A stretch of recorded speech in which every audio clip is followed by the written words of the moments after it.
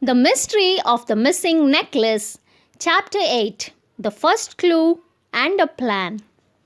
I don't think we have got time to, began Larry, but Mr. Goon pooh-poohed him. It's my orders, he said pompously. You may be witnesses. You come along me. So the children went with Mr. Goon, Buster struggling wildly against the lead to get at the policeman's ankles. They turned one or two corners and came to a little pair of cottages at one end of a lane. Mr. Goon went to the first one and knocked. There was no answer at all. He knocked again. The children felt uncomfortable and wished they were at home. No answer. Then Mr. Goon pushed hard at the door and it opened into a room that was plainly half sitting room and half bedroom. It was very dirty and smelt horrid. In the far corner was a small bed piled high with dirty bedclothes. In it, apparently asleep, his grey hair showing above the blanket, was the old man. His clothes were on a chair beside him. Old coat, corduroy trousers, shirt, scarf, hat, and shoes. Hey, you, said Mr. Goon, marching in. No good pretending to be asleep. See, I saw you a few minutes ago in the village street, on the bench. The old man awoke with a jump. He seemed to be extremely surprised to see Mr. Goon in his room. He sat up and stared at him. What's that? He said. It really did seem to be about the only thing he could say. It's no good pretending to be in bed and asleep, roared Mr. Goon. You were on the bench in the middle of the street just now. I saw you. I ain't been out of the room today, said the old man in a cracked voice. I always sleep till dinner. I do. You don't, shouted Mr. Goon. You didn't today.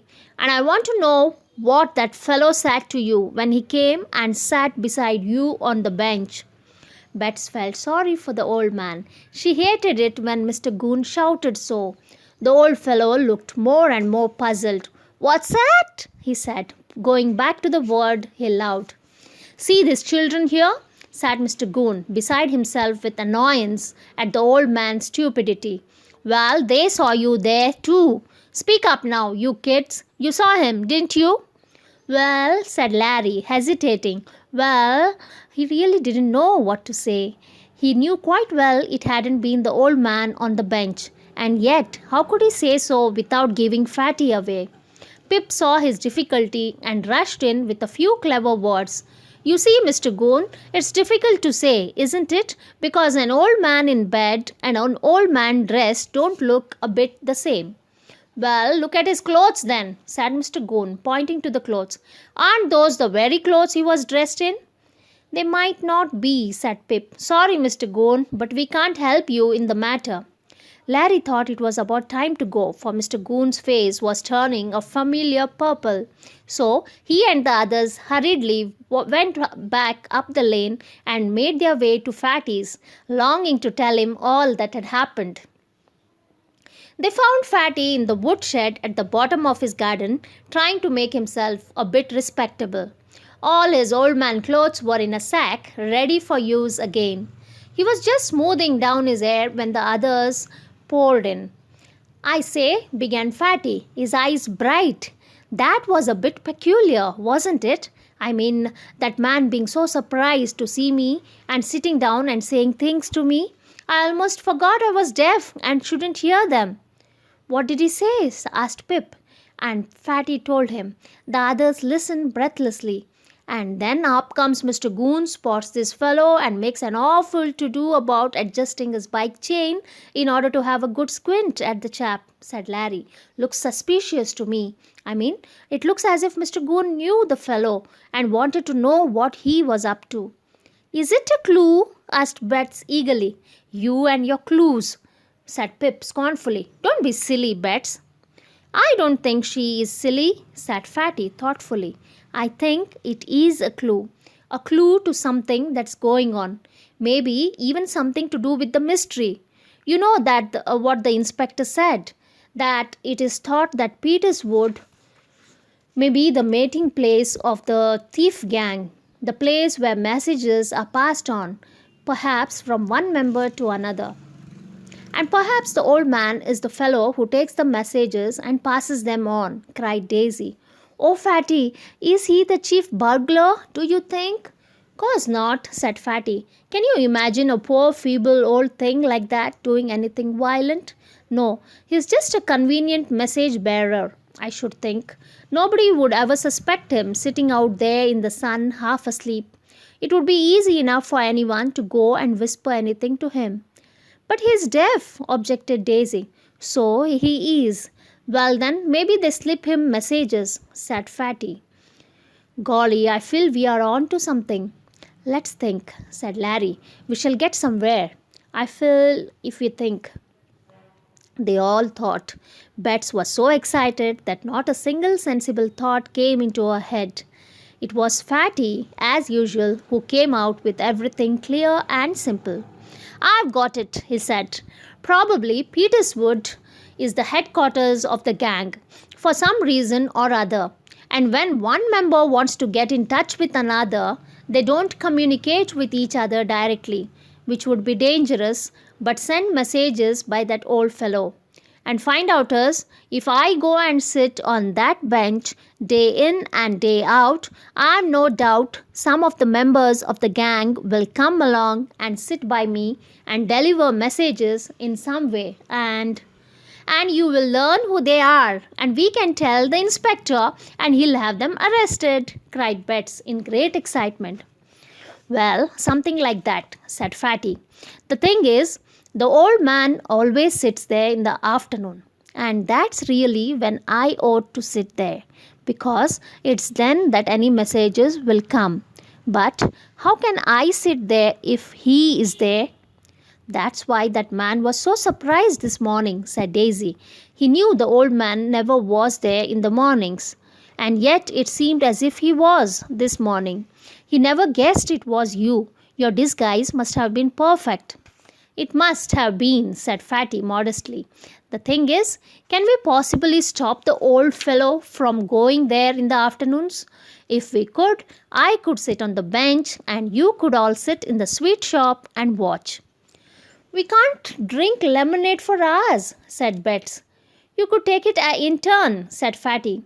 The thing is, we must take notice of what the messengers are like, so that we should recognize them again. I shan't dare to look at them too closely in case they suspect something. So you would have to notice very carefully indeed. I shall take whatever messages they pass on to me and leave it to you to see exactly what the men are like that come to see me on that bench. What about the one in the morning? Said Larry suddenly. That must have been one of them. Now, what exactly was he like? Everyone frowned and tried to remember. He was simply too ordinary for anything, said Larry at last. Ordinary face, ordinary clothes, ordinary bicycle. Wait, though, I am remembering something about that bicycle. It had a hooter on it instead of a bell. So it had, said Pip, remembering too. Daisy and Bets hadn't noticed that. In fact, they couldn't remember a thing about that man at all. A hooter, said Fatty thoughtfully. Well, that might be a bit of help in tracing the man. We'll keep a lookout for bikes with hooters. But the thing that's really worrying me is, how can we stop that old man from sitting on the bench in the afternoons so that I can go instead? Nobody knew. The only thing is, said Fatty at last, the absolutely only thing is for me to slide down on the bench beside him and pretend to be one of the messengers myself and tell him not to sit there for 2 or 3 days. Ooh, yes, said Pip. Because Mr. Goon may be watching, you could say that. I could, and it will probably be quite true, said Fatty with a groan. Old Mr. Goon has got his suspicions too, and is on the right track. We have tumbled on it by accident. There I shall sit, under Mr. Goon's eye all the afternoon. I bet no messenger will come if they know that he is watching. If we see a likely looking stranger hanging about, we could get Mr. Goon away for a bit, said Larry. And I know how we could do it too. We could go round a corner and toot a hooter. Then Mr. Goon would think to himself, ha, hooter on a bike, maybe the man I want, and go scooting round the corner. Yes, that's quite well worked out, said Fatty. The thing is, Mr. Goon probably hasn't noticed the hooter on the man's bike. Well, tell him then, said Larry. He'll be awfully bucked at that. Let's go and tell him now. Come on then, we'll go and look for him, said Fatty. But just then Larry looked at his watch and gave an exclamation. Golly, we'll be terribly late for lunch. We'll have to tell Mr. Goon this afternoon. I will, said Fatty. See you later. That afternoon, Mr. Goon, enjoying a brief after dinner nap, was surprised to see Fatty coming in at the door, and even more surprised when the boy presented his bit of information about the hooter on the bicycle. I don't know if it will be of any use to you, Mr. Goon, he said earnestly, but we thought you ought to know. After all, it's a clue, isn't it? Oh, a clue to what? Demanded Mr. Goon. You aren't interfering again, are you?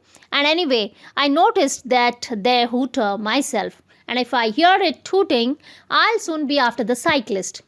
What do you want him for? Asked Fatty innocently. Mr. Goon stared at him suspiciously. Never you mind. And look here, how is it you know all about this there here hooter when you wasn't with the others? You tell me that. Oh, they told me, said Fatty. I'm afraid you're angry with me for trying to give you a clue, Mr. Goon. I'm sorry. I didn't know you had already noticed the hooter. I won't trouble you with any of our information again. Now, look here, there is no harm in, began Mr. Goon, afraid that perhaps Fatty might withhold further information that might really be of use. But Fatty was gone. He visited a shop on the way home and bought a very nice little rubber hooter.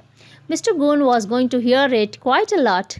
In fact, he heard it a few minutes later just outside his window as he was finishing his nap. He shot upright at once and raced to the door, but there were no cyclists to be seen. He went back slowly and the hooter sounded again. Drat! Where was it? He looked up and down the road once more, but there really was no sign of a bicycle. There was only a boy a good way down sauntering along, but he hadn't a bicycle. He had a hooter though under his coat, and his name was Fatty.